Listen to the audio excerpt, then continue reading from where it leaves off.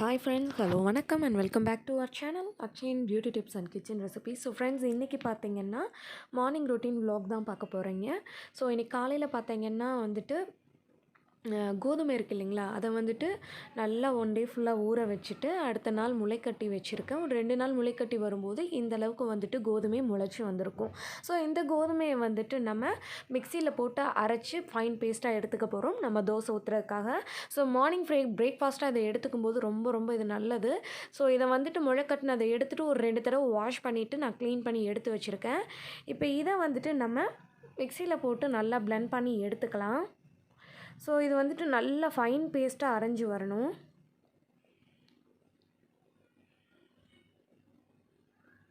So இப்போ இதை வந்துட்டு ஒரு பவுலில் மாற்றிக்கலாம். ஸோ இந்த மாதிரி லைட்டாக தண்ணி ஊற்றி அரைச்சிங்கனாலே போதும், மிக்சியிலே இதை அரைச்சிடலாம். ஏன்னா வந்துட்டு இதை நம்ம முளைக்கட்டி வச்சுருக்கோம் அப்படின்றங்காட்டி வந்துட்டு இதை ரொம்ப ஈஸியாக அரைச்சிட முடியும். ஸோ நான் வந்துட்டு இதை வந்துட்டு ஒரு பவுலில் மாற்றிக்கிறேன். ஸோ இது மாதிரி எல்லாத்தையுமே அரைச்சி எடுத்துக்கலாம். ஸோ அரைச்சி எடுத்ததுக்கப்புறமா இதுக்கு தேவையான அளவுக்கு உப்பு போட்டுக்கிறேன் அண்ட் தேவையான அளவுக்கு தண்ணி ஊற்றிக்கிறேன். ரொம்ப தண்ணி ஊற்றிட்டிங்கன்னா வந்துட்டு பிரிஞ்சு போக ஆரம்பிச்சிடும், தோசை வந்துட்டு வராது. அங்கே ரொம்ப திக்காக ஊற்றுனீங்கனாலும் வந்துட்டு தோசை வராது. ஸோ இது கரெக்டான ஒரு பதத்தில் மிக்ஸ் பண்ணிக்கோங்க. உங்களுக்கு பதம் கரெக்டாக வராது அப்படின்னா நீங்கள் யூஸ் பண்ணக்கூடிய அரிசி மாவு இருக்குது பார்த்தீங்களா, ஸோ ரெகுலர் தோசை மாவு, அது கூட இதை மிக்ஸ் பண்ணி நீங்கள் வந்துட்டு தோசையாக ஊற்றிக்கலாம். ஸோ ஒன்றும் பிரச்சனை கிடையாது. ரொம்பவே இது காலையில் பிரேக்ஃபாஸ்ட்டாக சாப்பிடும்போது ரொம்பவே நல்லது, ஹெல்த்துக்கு ரொம்ப நல்லது. கிட்ஸுக்கு, நம்ம வீட்டில் இருக்கக்கூடிய பெரியவங்களுக்கு எல்லாத்துக்கும் கொடுக்கலாம், நம்மளும் கூட சாப்பிட்லாம். ரொம்பவே ஹெல்த்துக்கு நல்ல ஒரு பிரேக்ஃபாஸ்ட் இது. ஸோ இதுக்கு ஒரு சூப்பரான சட்னி பார்த்துடலாங்க. ஸோ நான் வந்துட்டு ஒரு அரை மூடி தேங்காவை எடுத்து வச்சுருக்கேன். அது கூட வந்துட்டு உங்களுக்கு காரத்துக்கு ஏற்ற மாதிரி வந்துட்டு மிளகாய், நான் இங்கே ஒரு 7 மிளகாய் போட்டிருக்கேன். அது கூட வந்துட்டு ஒரு மீடியம் சைஸ் வெங்காயம் ராவா உள்ளே போட்டுக்கிறேன். அப்புறம் பார்த்திங்கன்னா ஒரு சின்ன நெல்லிக்காய் சைஸ் அளவுக்கு வந்துட்டு புளி, ஸோ அதையும் போட்டுக்கிறேன். உங்ககிட்ட வெல்லம் இருக்குன்னா வந்துட்டு இந்த ஸ்டேஜில் வந்துட்டு ஒரு உங்களோட டேஸ்ட்டுக்கு ஏற்ற மாதிரி வந்துட்டு வெல்லம் போட்டுக்கோங்க. அண்ட் உப்பு தேவையான அளவுக்கு. நான் இன்றைக்கி வந்துட்டு சுகர் ஒரு 2 ஸ்பூன் ஆட் பண்ணிக்கிறேன். வெல்லம் இருந்துச்சுன்னா நீங்கள் வெல்லம் வந்துட்டு தட்டி போட்டுக்கலாம். ஸோ இதை நல்லா அரைச்சி எடுத்தாச்சு. ஸோ இதை அரைச்சி எடுத்ததில் வந்துட்டு ஒரு சின்னதாக தாளிப்பு, கடுகு, கருவேப்பிலை, மிளகாய் இதெல்லாம் போட்டு தேங்காய் எண்ணெயில் தாளித்து எடுத்திருக்கேன். ஸோ நம்மளோட மார்னிங் பிரேக்ஃபாஸ்ட் வந்துட்டு சூப்பராக ரெடி ஆகிடுச்சு. கோதுமை தோசை வித் தேங்காய் சட்னி, புளிப்பு சட்னின்னு சொல்லலாம்.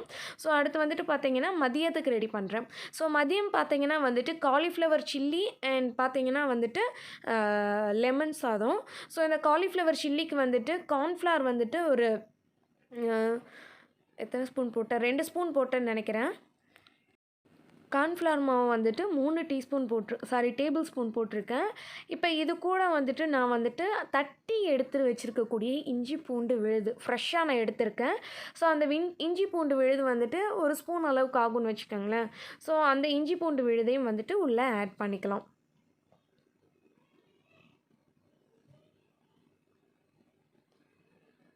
ஸோ கரெக்டாக வந்துட்டு 1 டீஸ்பூன் ஆகும். இந்த விழுதையும் ஆட் பண்ணிக்கிங்க.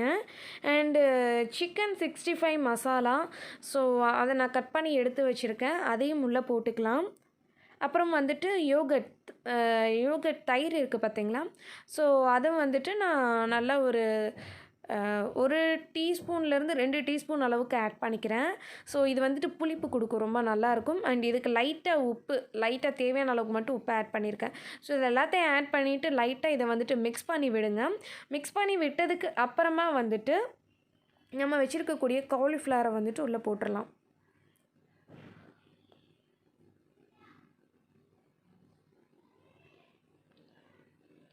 ஸோ இதை வந்துட்டு நல்லா மிக்ஸ் பண்ணி விடுங்க.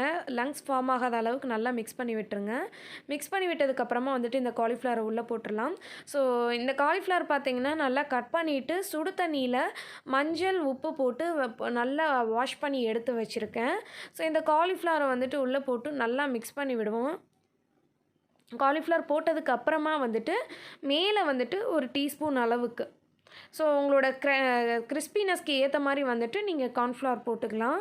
ஸோ ஒரு டீஸ்பூன் அளவுக்கு மட்டும்தான் நான் போடுறேன். ஒரு டீஸ்பூன் அளவுக்கு கார்ன்ஃப்ளவர் அகைன் போட்டு நல்லா மிக்ஸ் பண்ணி விட்டுடலாம். அண்ட் இந்த ஸ்டேஜில் வந்துட்டு நான் சில்லி சாஸ் வந்துட்டு ஒரு டீஸ்பூன் அளவுக்கு எடுத்துக்கிறேன். And soya sauce equal 1 teaspoon அளவுக்கு எடுத்துக்கிறேன். ஸோ ரெண்டையுமே ஆட் பண்ணிவிட்டு நல்லா மிக்ஸ் பண்ணி விட்டுக்க போகிறேன். ஸோ இந்த சில்லி சாஸ், சோயா சாஸ், அப்புறம் தயிர் இதெல்லாமே சேர்ந்துட்டு ஒரு நல்ல ஃப்ளேவர் கொடுக்கும். ஸோ இந்த சில்லி ரொம்பவே டேஸ்டியாக இருக்கும். ஸோ நான் வந்துட்டு காலிஃப்ளவர் வந்துட்டு ரொம்ப குட்டி குட்டியாக கட் பண்ணியிருக்கேன். ரீசன் அக்ஷய்க்கு பெருசாக இருந்தால் பிடிக்காது, குட்டியாக இருந்தால் தான் சாப்பிடுவான் அப்படின்றக்காக நான் கொஞ்சம் குட்டியாக தான் கட் பண்ணியிருக்கேன்.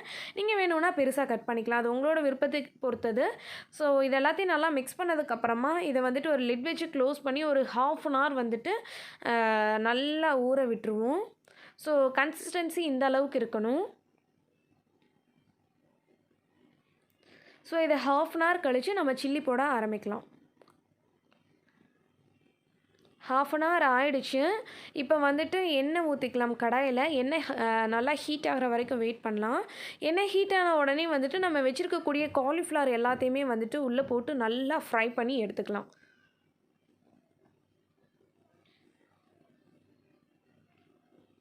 ஸோ நம்ம ரொம்ப இன்க்ரீடியன்ட்ஸ்லாம் போடலைங்க, ரொம்பவே கம்மியான இன்க்ரீடியன்ட்ஸ். கார்ன்ஃப்ளவர் எல்லாத்து வீட்லேயும் இருக்கும், சிக்கன் 65 மசாலா எல்லாத்து வீட்லேயும் இருக்கும், இஞ்சி பூண்டு எல்லாத்து வீட்லேயுமே இருக்கும். அதை பேஸ்ட் பண்ணுறது ரொம்ப ஈஸியான வேலை. அண்ட் பார்த்திங்கன்னா வந்துட்டு சோயா சாஸ், சில்லி சாஸ் இதெல்லாம் வந்துட்டு அடிஷ்னல் தான். உங்ககிட்ட இருந்துச்சுன்னா நீங்கள் ஆட் பண்ணிக்கிங்க, இல்லைனா இதை ஸ்கிப் பண்ணிடலாம், ஒன்றும் பிரச்சனை கிடையாது. ஸோ இதை வந்துட்டு போட்டு நல்லா வந்துட்டு ஒரு டீப் ஃப்ரை பண்ணி எடுக்க போகிறோம்.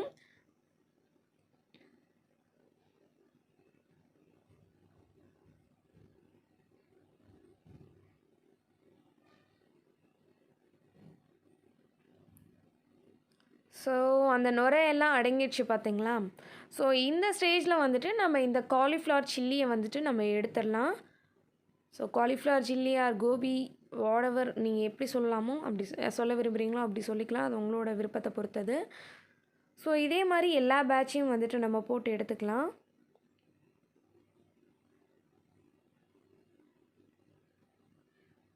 ஸோ ஆயிலை மட்டும் நல்லா ட்ரை பண்ணிவிட்டு ஒரு பிளேட்டில் மாற்றி வச்சுக்கோங்க. இதே மாதிரி எல்லா சில்லியும் நம்ம போட்டு ரெடி பண்ணி வச்சுக்கலாம்.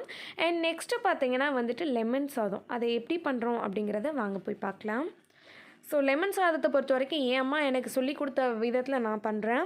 ஸோ ஃபஸ்ட்டு வந்துட்டு நல்லா எண்ணெய் ஊற்றிக்கிறேன், கடலெண்ணெய் ஹீட் ஆன உடனே வந்துட்டு ஒரு கைப்பிடி அளவுக்கு நிலக்கடலை. ஸோ இந்த நிலக்கடலையை போட்டு நல்லா ஃப்ரை பண்ணிக்க போகிறேன். நல்லா டீப் ஃப்ரை பண்ணி இதை தனியாக எடுத்து வச்சுக்கலாம்.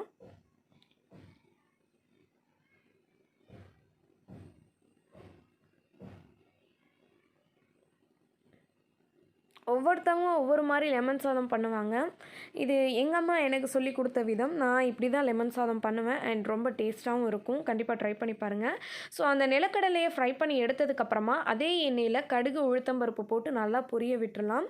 அது நல்லா பொரிஞ்ச உடனே வந்துட்டு ஒரு டீஸ்பூன் அளவுக்கு பெருங்காயத்தூள், ஸோ அதையும் போட்டு பொரிய விட்டுருவோம். ஸோ பெருங்காயத்தூள் பொரிஞ்சு வரும்போதே வந்துட்டு உங்களோட காரத்துக்கு ஏற்ற மாதிரி மிளகாய், வரமிளகாய், காய்ந்த மிளகாய் இருக்குது பார்த்திங்களா, அதை வந்துட்டு உள்ளே போட்டுடலாம். போட்டு அதையும் நல்லா வதங்க விடலாம். ஸோ இங்கே வந்துட்டு நான் ஒரு 6-7 மிளகாய் போட்டிருக்கேங்க. ஸோ இந்த மிளகாய் காரம் இல்லை, உங்கள் மிளகாய் காரமாக இருக்குன்னா ஒரு 3-4 மிளகாய் போட்டுக்கோங்க. ஸோ மிளகாய் நல்லா வாசம் வரும்போது வந்துட்டு ஒரு கை அளவுக்கு கருவேப்பிலை.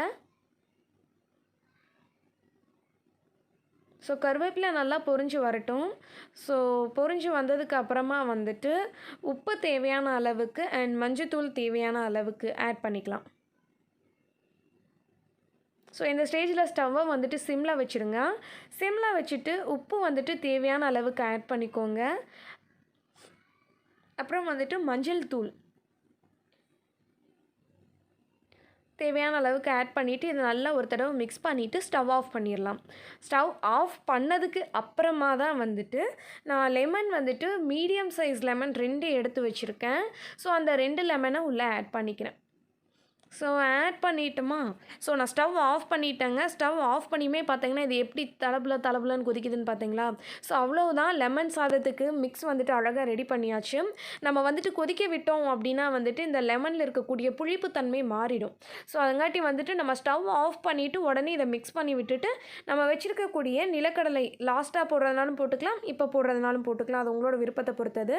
ஸோ இப்போ ரைஸை பார்த்தீங்கன்னா நல்லா நான் உதிரியாக பாயில் பண்ணி எடுத்து வச்சுருக்கேன். ஸோ அந்த ரைஸை உள்ளே ஆட் பண்ணிவிட்டு இதை நல்லா ஒரு தடவை மிக்ஸ் பண்ணி விட்டுக்கலாம். நீங்கள் எப்படி லெமன் சாதம் வீட்டில் பண்ணுவீங்க அப்படிங்கிறதையும் கீழே கமெண்ட் செக்ஷனில் சொல்லுங்கள்.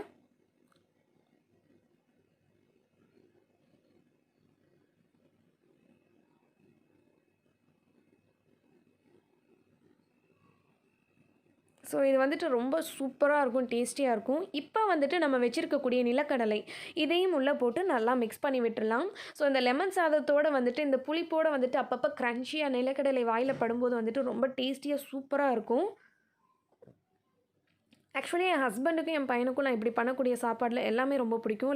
லெமன் சாதம் எஸ்பெஷலி என் பையனுக்கு ரொம்ப ரொம்ப பிடிக்கும், அண்ட் என் ஹஸ்பண்டுக்கும் கூட. ஸோ ஒரு சில பேர் வந்துட்டு லெமன் சாதத்தில் வந்துட்டு ஆனியன் போடுவாங்க. பட் என்ன கேட்டால் நான் போடக்கூடாதுன்னு தான் சொல்லுவேன். லெமன் சாதம் அதோட அந்த புளிப்பு தன்மையோடு இருந்தால் தான் நல்லாயிருக்கும். ஸோ நம்மளோட லெமன் சாதமும் சூப்பராக ரெடி ஆகிடுச்சு. ரொம்பவே சூப்பராக சீக்கிரமாக வந்துட்டு இந்த டிஷ்ஷெல்லாம் நம்ம வீட்டில் பண்ணிடலாம்.